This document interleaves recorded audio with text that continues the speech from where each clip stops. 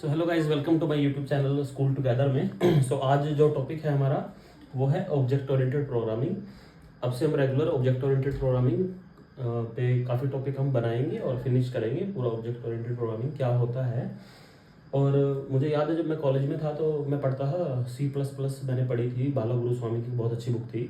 मैं रिकमेंड करूँगा, आपको मिलती है तो उसमें बहुत अच्छे से एक्सप्लेन है, तो मैं उसी को फॉलो करूँगा यहाँ भी। तो स्टार्ट करते हैं, ज़्यादा टाइम नहीं वेस्ट करते और बहुत लंबे वीडियो नहीं बनाएंगे, 4-5 मिनट की वीडियो हुआ करेंगे, उसमें छोटे छोटे कंसेप्ट हम समझने वाले हैं।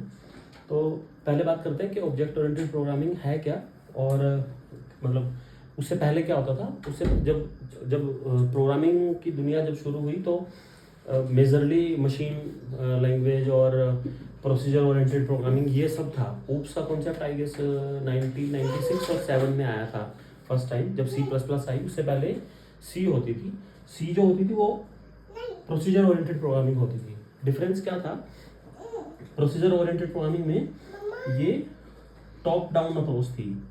इसमें जो इसमें थी वो थी टॉप डाउन अप्रोच, और इसमें जो थी वो बॉटम अप अप्रोच थी। अब समझते हैं क्या था बॉटम अप अप्रोच। क्या था बॉटम अप अप्रोच? क्या था ये समझते हैं। तो टॉप डाउन अप्रोच क्या थी? टॉप डाउन में मतलब ये था कि जो बड़ी प्रॉब्लम है उनको छोटे छोटे पार्ट्स में डिवाइड कर दो, और इसमें क्या है कि पहले छोटी एंटिटी से स्टार्ट करो, then will move to large area में बाद में मूव करेंगे। कॉम्प्लेक्स प्रोजेक्ट के लिए टफ था। अब मैं बताता हूँ कि क्यों टफ था। उसका रीज़न ये था कि लेट्स से इस पे ना डेटा पे कोई ज़्यादा फोकस नहीं था। मतलब डेटा को क्रिटिकल नहीं माना जाता था। डेटा को आज के टाइम में ओप्स में डेटा को क्रिटिकल माना जाता है, इसमें फंक्शंस को क्रिटिकल माना जाता था। और जैसे और डेटा ना ग्लोबली शेयर था। इसमें क्या था, डेटा ग्लोबली शेयर होता था। जैसे कि मैं एक इमेज छोटा सा बनाता हूँ, ग्लोबल डेटा 1, ग्लोबल डेटा 2, ठीक है, function data function 2, function 1, function 3, data 3, data 2। अब लेट्स से ये एक ग्लोबल डेटा है। ये 3 अलग अलग हैं फंक्शंस मैंने बनाए हैं। ये सबको आपस में एक दूसरे का एक्सेस था। इसको ये भी एक्सेस, इन सबको एक दूसरे का एक्सेस था। यानी कि डेटा कोई क्रिटिकल डेटा नहीं माना जाता था।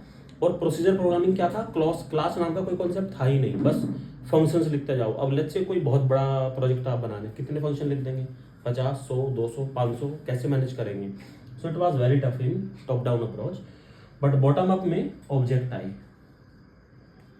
ऑब्जेक्ट्स आए और डेटा एक्चुअल डेटा माना गया, क्रिटिकलिटी बनी उसकी, ओके। और ऑब्जेक्ट बने और ऑब्जेक्ट को शेयर किया गया। ऑब्जेक्ट आपस में एक दूसरे से बात करेंगे। ये छोटी छोटी एंटिटी बनी, ऑब्जेक्ट के अंदर फंक्शन और डेटा बना।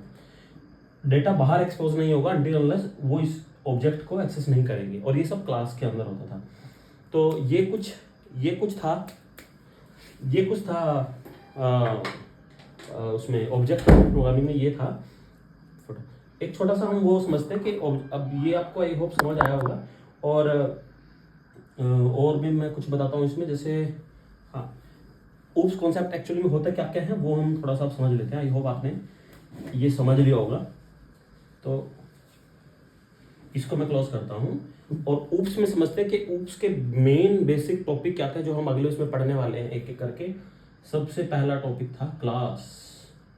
बहुत इंपॉर्टेंट टॉपिक है, ध्यान से समझना। आज नहीं कवर करेंगे बट नेक्स्ट वीडियोज में हम कवर करेंगे। ऑब्जेक्ट बहुत अच्छा टॉपिक है। एक था इनहेरिटेंस, एक था डायनामिक बाइंडिंग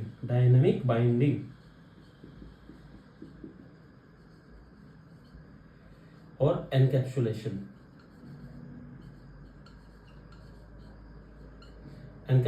एंड एब्स्ट्रैक्शन। और एक पॉलीमॉर्फिज्म भी था, वो वैसे इसी में कवर होता है बट मैं लिख देता हूँ पॉलीमॉर्फिज्म। तो आई होप आपको थोड़ा सा क्लियर हुआ होगा कि प्रोसीजर ओरिएंटेड प्रोग्रामिंग क्या थी और ऑब्जेक्ट ओरिएंटेड प्रोग्रामिंग क्या थी। ऑब्जेक्ट ओरिएंटेड प्रोग्रामिंग के ये मेन कॉन्सेप्ट है। धीरे धीरे इन सब पे हम सेपरेट टॉपिक बनाएंगे। बहुत अच्छे अच्छे लंबे लंबे टॉपिक है, प्रोग्राम भी बनाएंगे छोटे छोटे।